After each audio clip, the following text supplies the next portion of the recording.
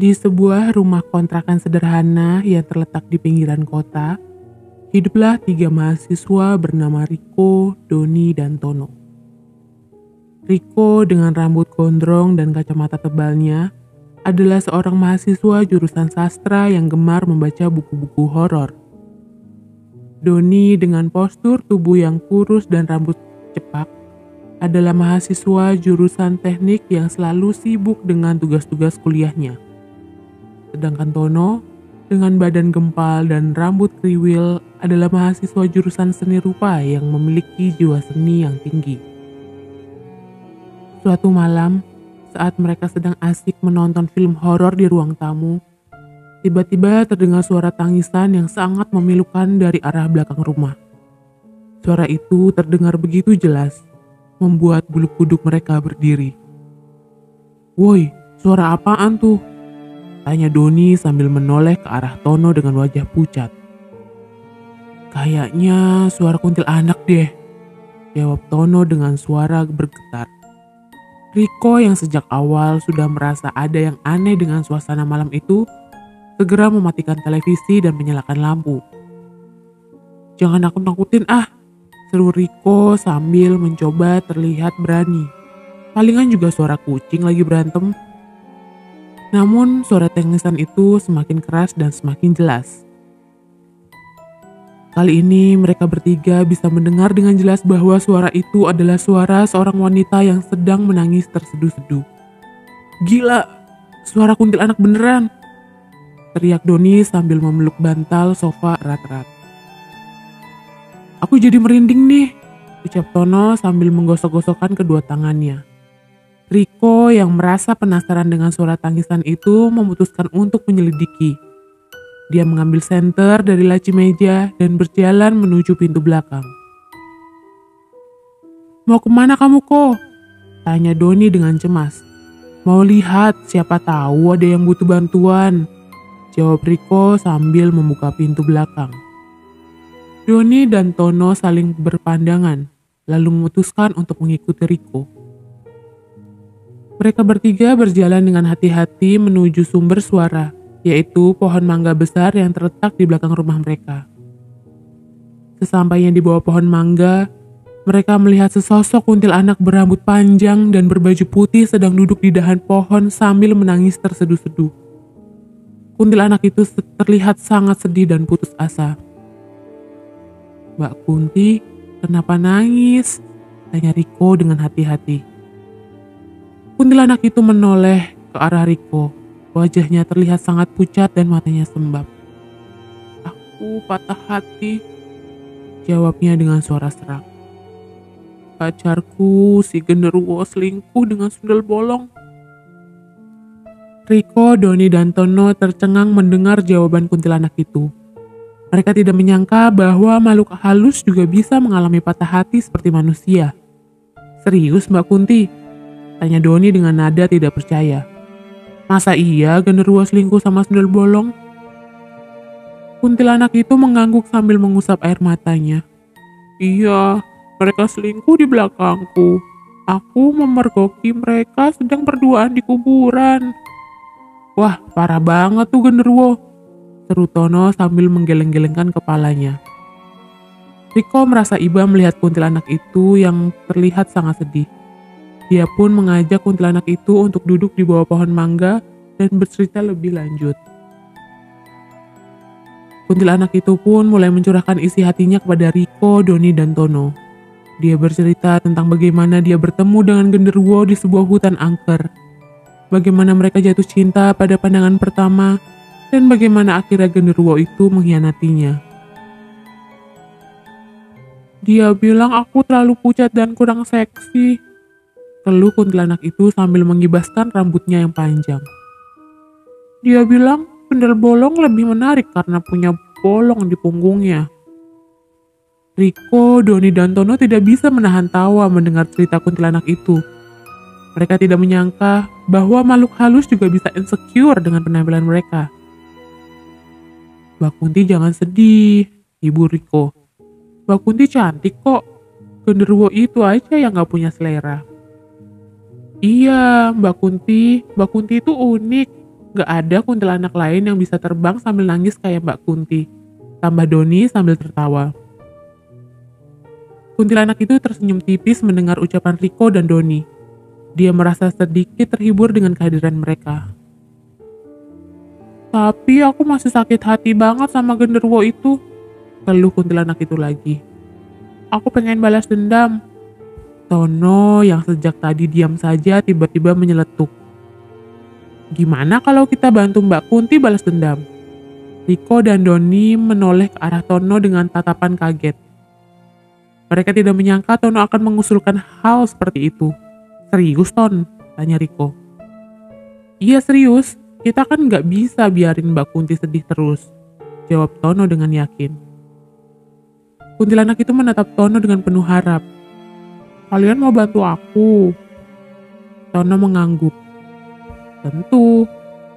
Mbak Kunti, kita akan bantu Mbak Kunti balas dendam dengan cara yang paling seru dan kocak. Riko, Doni, dan Tono duduk melingkar di bawah pohon mangga bersama kuntilanak yang kini sudah mulai tenang. Mereka berempat mulai berdiskusi tentang rencana balas dendam yang akan mereka lakukan terhadap genderuwo dan sundel bolong. Gimana kalau kita kasih pelajaran aja ke mereka? Usul Riko sambil menggaruk-garuk kepalanya. Pelajaran gimana kok? Tanya Doni penasaran. Ya, kita bikin mereka malu di depan umum. Misalnya, kita bisa bikin mereka jatuh ke got pas lagi pacaran, atau kita bisa bikin mereka ketawa sampai sakit perut. Jawab Riko sambil tersenyum jahil. Wah, ide bagus tuh kok, seru Tono sambil bertepuk tangan. Kuntilanak yang sedari tadi mendengarkan ikut tersenyum. Aku suka ide kalian, tapi aku pengen balas dendam yang lebih kocak lagi. Lebih kocak gimana Mbak Kunti? Tanya Doni. Kuntilanak itu berpikir sejenak, lalu berkata, gimana kalau kita bikin genderuwo itu kentut di depan sundel bolong? Pasti malu banget tuh dia. Riko, Doni, dan Tono terbahak-bahak mendengar ide kuntilanak itu. Mereka tidak menyangka kuntilanak yang terlihat anggun dan misterius bisa punya ide sekonyol itu. Mbak Kunti, ide kamu gokil banget, seru Tono sambil memegangi perutnya yang sakit karena tertawa. Oke, kita pakai ide Mbak Kunti, kata Riko sambil mengangguk setuju. Mereka berempat pun mulai menyusun rencana yang lebih detail. Mereka memutuskan untuk mencari tahu tempat kencan favorit genderuwo dan sundel bolong, lalu menyiapkan jebakan di sana. Kita perlu ramuan khusus untuk bikin genderuwo itu kentut, kata kuntilanak. Aku tahu resepnya, tapi kita perlu cari bahan-bahannya dulu. Bahan-bahan apa aja Mbak Kunti? Tanya Doni. Kita butuh jengklot, daun kelor, dan air mata buaya, jawab kuntilanak. Jenglot? Itu kan serem Mbak Kunti, kata Tono sambil merinding. Tenang aja Ton, jenglotnya gak bakal ganggu kita kok, hibur Riko. Mereka berempat pun sepakat untuk mencari bahan-bahan tersebut keesokan harinya. Mereka yakin rencana balas dendam mereka akan berhasil dan membuat genderuwo dan sundel bolong kapok. Setelah selesai berdiskusi, mereka kembali ke dalam rumah untuk beristirahat. Namun sebelum tidur, Riko sempat melihat kuntilanak itu tersenyum lebar sambil memandangi bulan purnama. Riko tahu kuntilanak itu sudah tidak sabar untuk menjalankan rencana balas dendamnya. Mentari pagi menyelinap masuk melalui celah-celah jendela membangunkan Riko, Doni, dan Tono dari tidur mereka. Setelah mandi dan sarapan seadanya, mereka berkumpul kembali di ruang tamu, siap memulai petualangan mencari bahan-bahan ajaib untuk ramuan kentut genderuwo. Oke pasukan, hari ini kita punya misi penting, ujar Riko dengan semangat membara. Kita harus menemukan jenglot, daun kelor, dan air mata buaya. Siap? Siap Kapten, jawab Doni dan Tono serempak sambil memberi hormat ala kadarnya. Kuntilanak yang sedari tadi mengamati mereka dari sudut ruangan, melayang mendekat dan ikut bergabung dalam lingkaran. Aku akan membimbing kalian. Jenglot biasanya bersembunyi di tempat-tempat angker, seperti kuburan atau rumah kosong. Kita mulai dari sana. Dengan berbekal peta usang dan senter butut, mereka berempat memulai perjalanan menuju kuburan tua di pinggir desa. Suasana mencekam langsung terasa begitu mereka memasuki area pemakaman. Pohon-pohon Kamboja menjulang tinggi, ranting-rantingnya meliuk-liuk diterpa angin seperti tangan-tangan kurus yang mencekam. Ih, serem banget, tempatnya, keluh Tono sambil merapatkan jaketnya. Shh, jangan berisik, nanti jenglotnya keburu kabur, bisik Doni. Mereka berjalan perlahan, mengamati setiap sudut makam dengan seksama. Tiba-tiba kuntilanak berhenti dan menunjuk ke arah sebuah nisan yang sudah retak. Aku merasakan aura jenglot di sana. Riko, Doni, dan Tono saling berpandangan lalu mengangguk mantap. Dengan hati-hati mereka mendekati nisan tersebut. Riko mulai menggali tanah di sekitar nisan dengan menggunakan sekop kecil yang mereka bawa. Pelan-pelan kok, jangan sampai jenglotnya rusak, peringat Doni. Setelah beberapa menit menggali, Riko berhasil menemukan sebuah kotak kayu kecil yang terkubur di bawah nisan.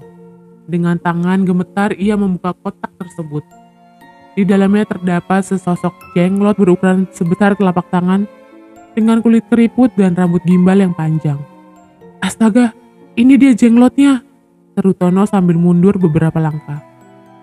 Kuntilanak tersenyum puas. Bagus, sekarang kita tinggal mencari daun kelor dan air mata buaya. Mereka melanjutkan perjalanan menuju hutan di belakang desa, tempat di mana pohon kelor tumbuh subur. Setelah beberapa saat mencari, mereka berhasil menemukan pohon kelor yang cukup besar. Doni memanjat pohon tersebut dan memetik beberapa lembar daun kelor yang masih segar. Tinggal air mata buaya nih, kata Riko sambil menyeka keringat di dahinya. Aku tahu di mana kita bisa menemukannya, ujar kuntilanak. Ikuti aku. Kuntilanak membawa mereka ke sebuah sungai kecil yang mengalir di tengah hutan. Di sana mereka melihat seekor buaya besar sedang berjemur di tepi sungai. Gimana caranya kita ambil air matanya, Mbak Kunti? Tanya Tono dengan wajah bingung. Kita harus bikin buaya itu sedih, jawab kuntilanak. Coba kalian ceritakan kisah paling sedih yang pernah kalian alami. Riko, Doni, dan Tono saling berpandangan, lalu mulai bergantian menceritakan kisah sedih mereka. Ada yang bercerita tentang kehilangan hewan peliharaan kesayangan, ada yang bercerita tentang putus cinta, bahkan ada yang bercerita tentang tidak sengaja menumpahkan es krim favoritnya. Buaya itu mendengarkan cerita mereka dengan seksama. Awalnya ia hanya diam saja, namun lama-kelamaan matanya mulai berkaca. Akhirnya buaya itu menangis terseduh-seduh, air matanya mengalir deras membasahi tanah. Dengan sigap, kuntilanak mengeluarkan botol kecil dan menampung air mata buaya tersebut. Selesai, kita sudah mendapatkan semua bahan yang kita butuhkan. Mereka berempat bersorak gembira. Dengan langkah ringan mereka kembali ke rumah untuk meracik ramuan kentut genderuwo. Petualangan mereka hari ini telah berhasil. Kembali ke rumah, Riko, Doni, Tono, dan kuntilanak segera menuju dapur. Dengan semangat menggebu-gebu mereka mengeluarkan semua bahan-bahan ajaib yang telah mereka kumpulkan dengan susah payah. Di atas meja dapur yang sudah dialasi kain putih bersih, terhampar jenglot, daun kelor, air mata buaya, serta berbagai macam rempah-rempah dan bumbu dapur lainnya. Oke semuanya, saatnya kita meracik ramuan kentut genderuwo paling ampuh sedunia. Seru Riko sambil mengenakan celemek dan topi koki ala kadarnya. Kuntilanak yang sudah berubah menjadi wujud manusia cantik bergaun putih mengambil alih komando. Pertama, kita harus menghaluskan jenglot menjadi bubuk. Riko, tolong bantu aku menumbuknya dengan lesung dan alu. Riko mengangguk patuh lalu mulai menumbuk jenglot dengan penuh semangat. Doni dan Tono bertugas memotong daun kelor menjadi potongan-potongan kecil. Sementara kuntilanak menyiapkan panci besar berisi air. Setelah semua bahan siap, kuntilanak memasukkan bubuk jenglot, potongan daun kelor, dan air mata buaya ke dalam panci. Kemudian ia menambahkan berbagai macam rempah-rempah dan bumbu dapur lainnya, seperti kunyit, jahe, lengkuas, serai, daun jeruk, dan garam. Ini ramuan apa sih Mbah Kunti? Kok baunya aneh banget? Tanya Tono sambil menutup hidungnya. Ini ramuan rahasia turun-temurun dari nenek moyangku, jawab kuntilanak dengan senyum misterius. Kalian akan segera tahu keampuannya. Kuntilanak mulai mengaduk-aduk ramuan tersebut dengan sendok kayu besar. Asap tipis mengepul dari panci membawa aroma yang semakin aneh dan menyengat. Riko, Doni, dan Tono hanya bisa menahan napas sambil mengamati proses pembuatan ramuan tersebut dengan penuh rasa penasaran. Setelah beberapa saat, kuntilanak mematikan api kompor dan mengangkat panci dari atas kompor. Ramuan tersebut telah berubah warna menjadi hijau pekat dan mengeluarkan gelembung-gelembung kecil. "Ramuannya sudah siap!" seru kuntilanak dengan bangga. "Sekarang kita tinggal menunggu hingga dingin, lalu kita bisa memasukkannya ke dalam botol semprot." Mereka menunggu dengan sabar hingga ramuan tersebut dingin. Sambil menunggu, mereka berdiskusi tentang rencana selanjutnya. "Kita semprot ramuan ini ke genderuwo pas dia lagi kencan sama sundel bolong kan?" tanya Doni. "Betul, tapi kita harus hati-hati, jangan sampai mereka curiga," jawab Riko. "Aku punya ide," celetuk Tono. "Gimana kalau kita menyamar jadi penjual bakso keliling? Kita bisa semprot ramuan ini ke genderuwo tanpa mereka sadari." "Ide bagus, Ton," seru Riko dan Doni serempak. Setelah ramuan dingin, mereka memindahkannya ke dalam beberapa botol semprot kecil. Kemudian mereka menyiapkan gerobak bakso lengkap dengan kompor, panci, mangkok, sendok garpu, dan berbagai macam bahan pelengkap lainnya. "Oke semuanya, besok malam kita akan menjalankan misi balas dendam paling kocak sedunia," ujar Riko dengan semangat membara. "Siap Kapten," jawab Doni dan Tono sambil memberi hormat ala kadarnya. Kuntilanak tersenyum puas. Ia yakin rencana balas dendam mereka akan berhasil dan membuat genderuwo dan sundel bolong kapok. Malam pun tiba. Bulan purnama bersinar terang menerangi jalan desa yang sepi. Riko, Doni, dan Tono dengan bantuan kuntilanak telah bersiap menjalankan misi balas dendam mereka. Mereka mengenakan kostum penjual bakso lengkap dengan topi caping dan sarung tangan karet. Gerobak bakso mereka telah dimodifikasi sedemikian rupa sehingga botol-botol semprot berisi ramuan kentut genderuwo tersembunyi di dalamnya. "Oke pasukan, ingat rencana kita," bisik Riko sambil memeriksa peta lokasi kencan genderuwo dan sundel bolong. "Kita harus menemukan mereka. Semprot ramuan ini tanpa ketahuan lalu kabur secepat mungkin." "Siap Kapten," jawab Doni dan Tono dengan semangat.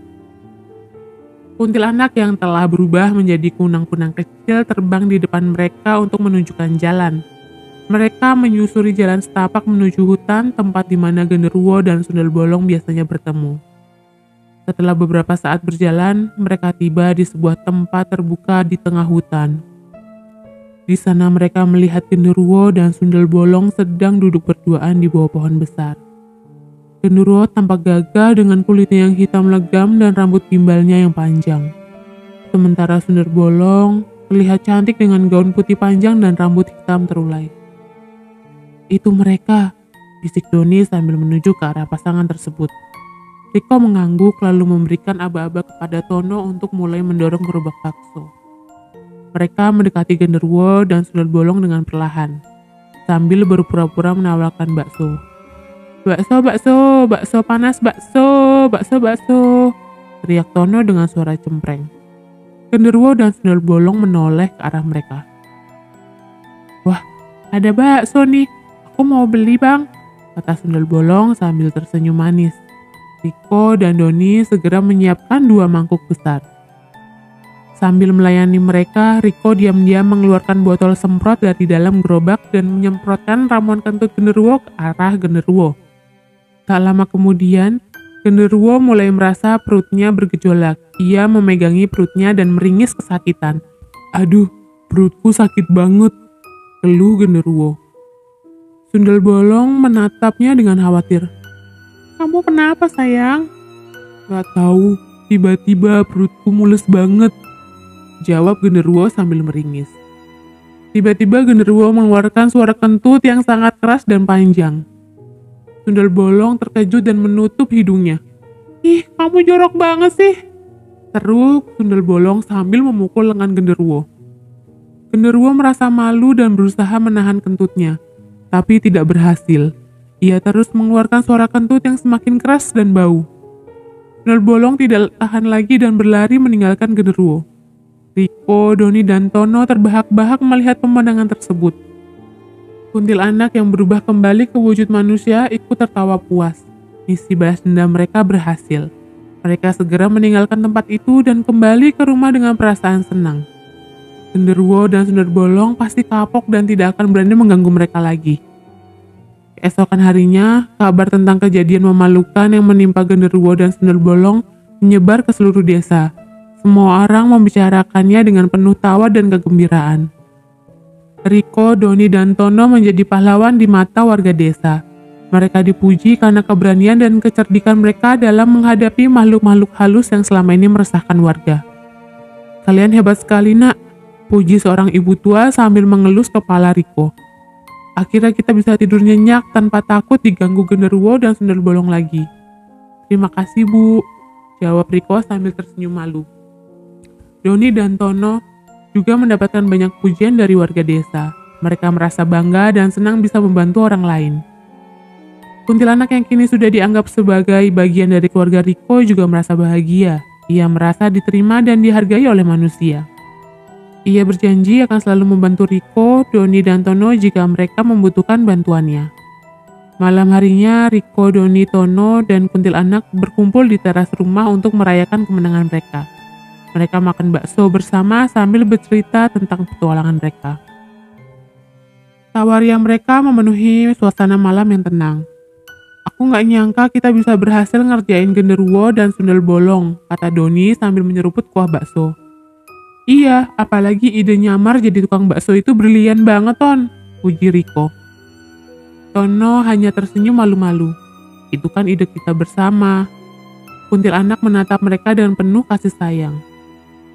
"Aku bangga sama kalian semua. Kalian adalah anak-anak pemberani dan baik hati." Riko, Doni, dan Tono tersenyum bahagia. Mereka merasa bersyukur bisa memiliki Kuntilanak sebagai teman dan pelindung. Malam itu, mereka berempat berjanji akan selalu bersama dan saling membantu dalam menghadapi segala rintangan. Persahabatan mereka akan abadi selamanya, meskipun mereka berada di dunia yang berbeda.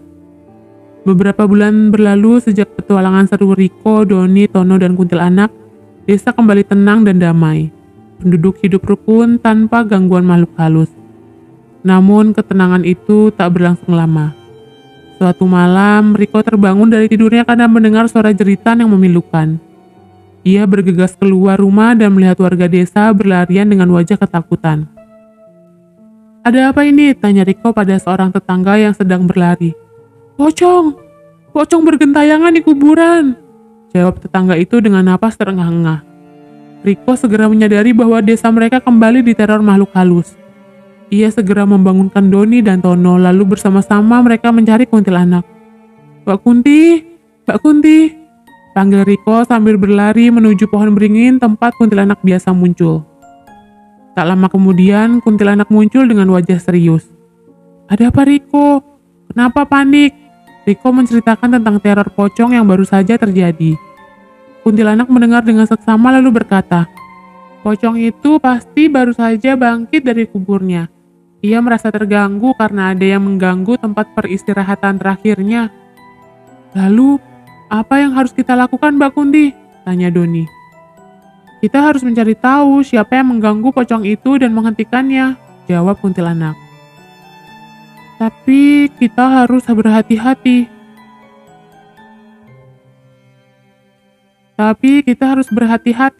Pocong itu sangat kuat dan berbahaya." Riko, Doni, dan Tono mengangguk mantap. Mereka siap menghadapi teror baru ini demi melindungi desa mereka. Dengan bantuan Kuntilanak, mereka memulai penyelidikan untuk mengungkap misteri di balik kemunculan pocong bergentayangan tersebut. Mereka mulai dengan mengunjungi kuburan tempat pocong itu terlihat. Suasana malam semakin mencekam dengan angin dingin yang berhembus kencang dan suara burung hantu yang bersahutan. Riko, Doni, dan Tono merapatkan jaket mereka, berusaha mengabaikan rasa takut yang mulai menjalari tubuh mereka. Di tengah kuburan, mereka menemukan sebuah makam yang baru saja digali. Tanah di sekitarnya masih basah dan berserakan bunga-bunga yang layu. Kuntilanak mendekati makam tersebut dan merasakan aura negatif yang kuat. "Ini dia makam pocong itu," bisik Kuntilanak. "Tapi siapa yang menggalinya?" Mereka mengamati sekeliling makam dengan seksama, mencari petunjuk apapun yang bisa membantu mereka mengungkap misteri ini. Tiba-tiba Tono melihat sesuatu yang berkilauan di bawah sinar bulan. Kalung ini memiliki energi negatif yang sangat kuat. Pasti pemiliknya memiliki niat jahat. Riko, Doni, dan Tono saling berpandangan. Mereka tahu mereka harus segera menemukan pemilik kalung ini sebelum teror pocong semakin menjadi-jadi. Dengan berbekal kalung misterius itu, mereka memulai penyelidikan dari rumah ke rumah, mencari tahu siapa pemilik kalung tersebut. Mereka bertanya kepada setiap warga desa, namun tak seorang pun mengenali kalung tersebut. Hari mulai menjelang pagi, namun mereka belum juga menemukan petunjuk apapun. Rasa lelah dan putus asa mulai menghantui mereka. Namun mereka tidak menyerah begitu saja. Mereka bertekad untuk terus mencari sampai menemukan pemilik kalung tersebut.